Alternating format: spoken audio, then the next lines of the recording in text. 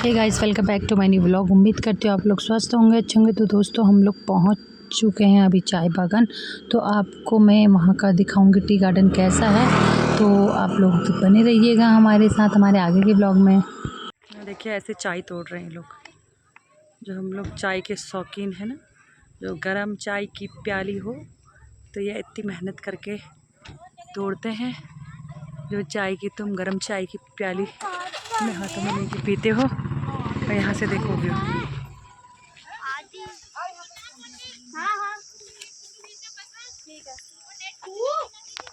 कुछ नहीं कहते। कहाँ गई को? यहाँ पर आजा, बोतल करेंगे तुम लोग। लगा चाचा। देखिए चाय बागान। ये लोग आगे चले गए हैं। तन्मय दोस्तों, ये है टी गार्डन का शॉट। ये है टी गार्डन की चाय। और अभी देखते बागान ये बहुत है। और ऊपर दो पुलिस वाले भाई हमारे खड़े हैं। हमने लगाया है ना। कितना सुंदर व्यू लग रहा है यहाँ से। देखिए यहाँ देखिए कितने टॉप में आ गए हम वहाँ चाय बागान से।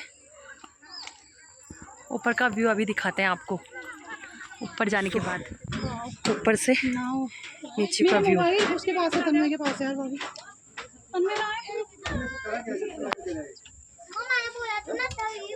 हाँ अच्छा दोस्तों, हम लोग पहुँच चुके हैं टी गार्डन। यहाँ से नीचे के टी गार्डन का मैं आपको शॉर्ट दिखाती हूँ। देखिए कितना सुंदर व्यू है यहाँ से नीचे का।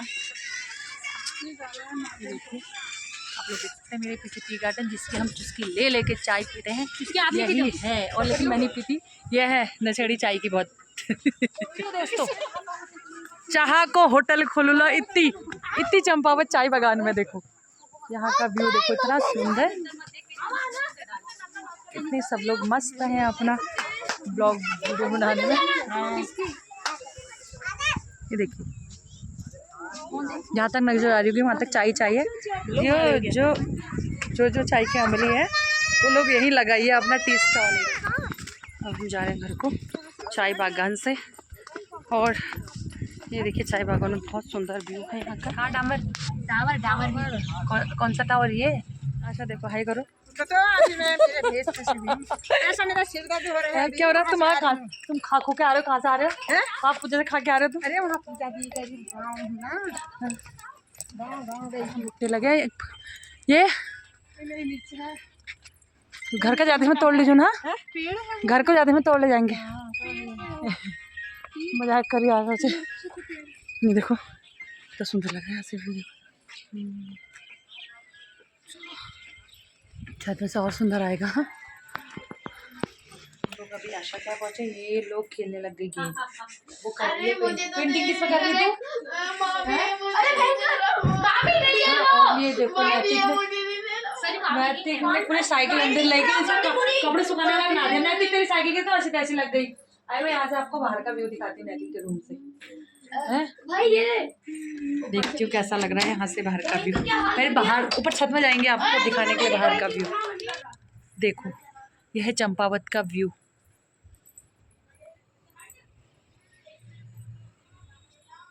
देखिए कितना सुंदर व्यू। तो गड़ियों हम लोग पहुँचे अभी अपने ननद के घर में। तन्नू बहुत बड़ी है खाना बनाने वाले में, और मैं अभी आराम कर रही हूँ। रात को 10 बजे भी चैन नहीं हमको रात का 10 बजे ला चैन नहाती।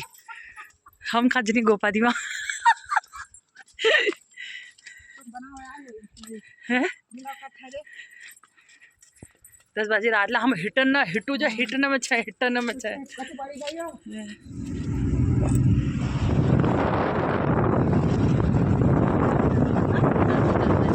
गलियाँ पड़ी हम निकले पड़े चंपावत की गलियों में। 4000 सब यहाँ ऊपर देखो सारी चिड़िया बैठी हुई है। ये देखो सारी में चिड़िया ही बैठी हैं यार। ओ मामी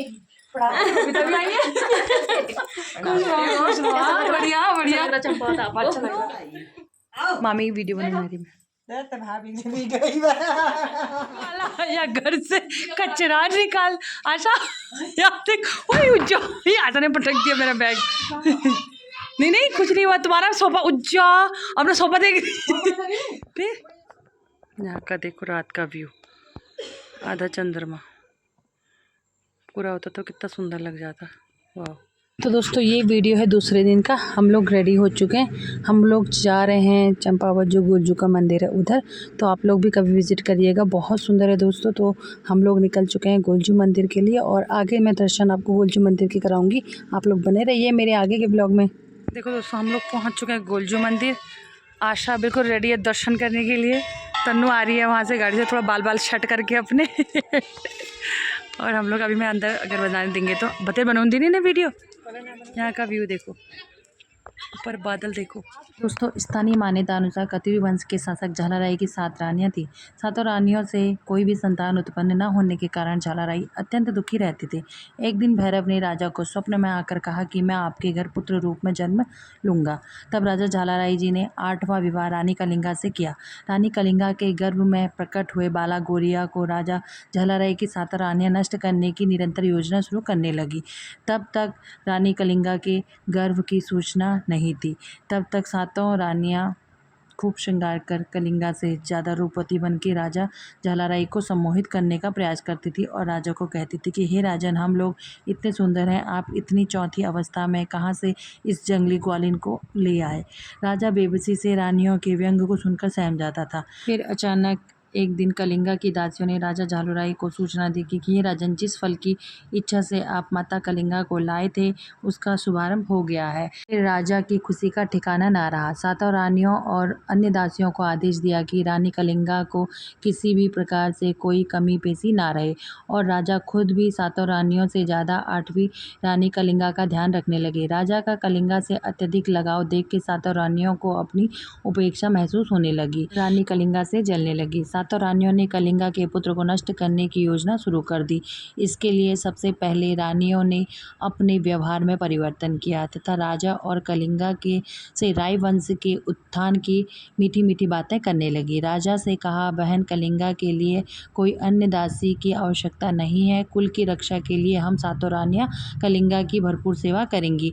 फिर 7 रानियों ने अपने राज्य पुरोहित के पास गई और अपने ब्राह्मण को समझा बुझा के अपने षड्यंत्र में उन्होंने ब्राह्मण को भी अपनी ओर कर दिया। राजपुरोहित राजा के पास गया और उन्होंने वही कुछ कहा जो 7 रानियों ने उनसे कहने को कहा था। राजपुरोहित ने कहा, राजन, आपके घर में ग्रह नक्षत्रों का बहुत ही शुभ संकेत है, लेकिन याद रहे जब 8वीं रानी का प्रसव काल आएगा 7 रानियों का ही संयोग लेना। और बच्चे के ग्रह अति क्रूर हैं। 7 दिन तक रानी बच्चे का मुंह न देखे और ना ही बच्चे के संबंध में कुछ सुनने का प्रयास करे। राजा ने फिर राजपुरोहित का धन्यवाद प्रकट किया। अब रानी कलिंगा की संपूर्ण देखभाल 7 रानियों की थी।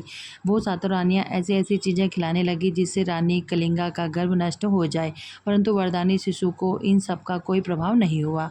अब कलिंगा के 8 माह पूर्ण हो गए, प्रसव का समय नज़दीक आ गया। रानी ने कलिंगा के प्रसव काल के लिए इतनी मोटी मोटी पट्टी बनाई जिससे कान भी बंद हो जाए और आँख भी बंद हो जाए और रानी कलिंगा को ना सुनाई दे ना दिखाई दे। कलिंगा के प्रसव का दर्द शुरू हुआ। 7 रानियां राजा को निश्चिंत रहने को कहती हैं और रानी कलिंगा को प्रसव के लिए एक बंद कमरे में ले जाती हैं।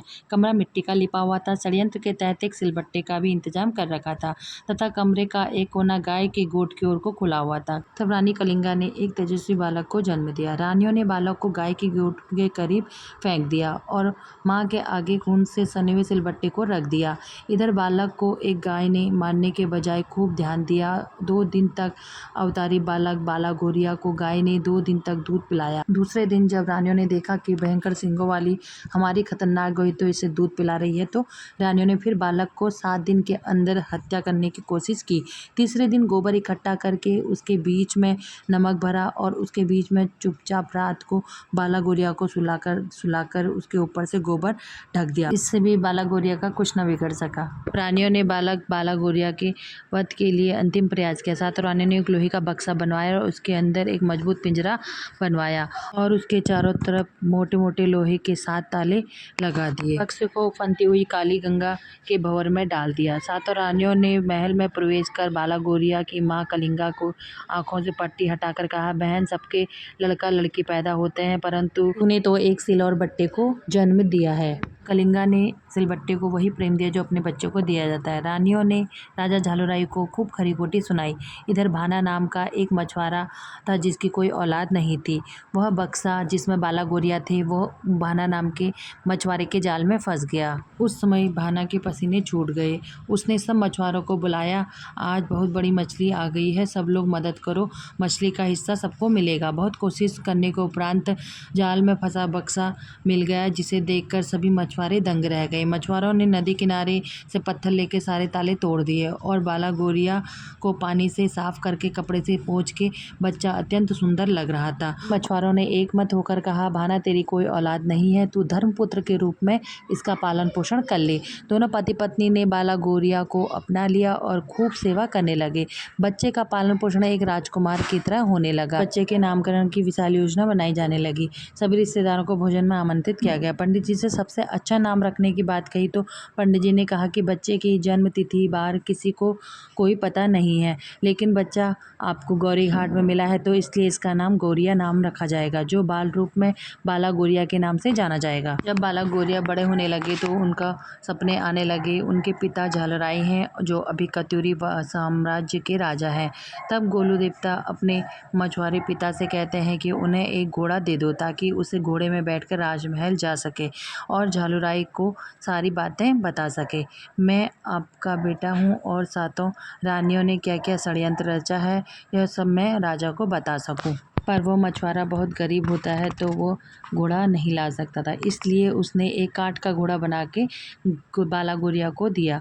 पर बाला गौरिया चमत्कारी देव थे तो उन्होंने काठ के घोड़े को असली बनाकर अपने राज्य की ओर निकल पड़े। बाला गौरिया महल की ओर जाते हैं तो रास्ते में सातों रानियां मिल जाती हैं जो एक तालाब के किनारे बैठी होती हैं। तब गोलू देवता के मन में ख्याल आता है कि ये कहते हैं कि क्यों न सातों रानियों को सबक सिखाया जाए ताकि यह राज्य में फिर कभी कोई अन्याय ना करे। तो गोलू देवता अपने असली घोड़े को काठ का घोड़ा कर देते हैं और उसको लेकर तालाब के किनारे चले जाते हैं और अपने काठ के घोड़े को पानी पिला रहे होते हैं। तभी सातों रानियां हंस के कहती हैं कि काठ का घोड़ा भी क्या कभी पानी पी सकता है। तो तब बाला गौरिया कहते हैं कि जब एक महारानी कलिंगा एक सिलबट्टे को जन्म दे सकती हैं तो क्या काठ की घोड़ी पानी नहीं पी सकती। तब सातों रानियां बहुत लज्जा महसूस करती हैं और गोलू देवता की शिकायत झालुराई से कहती हैं। तभी सेनापति आता है और उनको अपने साथ ले जाता है। झालुराई बोलते हैं कि तुमने सातों रानियों को काफ़ी उपहास उड़ाया है और ऐसा दुस्साहस करने को तुमसे किसने कहा है। तब गोलू देवता राजा से सारी सच्चाई बताते हैं। सारी हकीकत जानने के बाद राजा बहुत क्रोधित होते हैं और सातों रानियों को जेल के अंदर डाल देते हैं, लेकिन गोलू देवता और माता कलिंगा की वजह से उनको छोड़ दिया जाता है। तभी से गोलू देवता न्याय के देवता के नाम से जाने जाते हैं। तो आपको हमारी ये स्टोरी कैसे लगी आप लोग अपने प्यारे प्यारे कमेंट्स के द्वारा हमें ज़रूर बताएं। तो मिलते हैं आपको अपने आगे के ब्लॉग में। हमारी परिक्रमा शुरू। वो कहाँ पे आरशा? दो घाट बैठे अच्छा, दुका बैठे आ रहा था हम हल्द्वान, नैनीताल, नैनीताल, हल्द्वान। ओए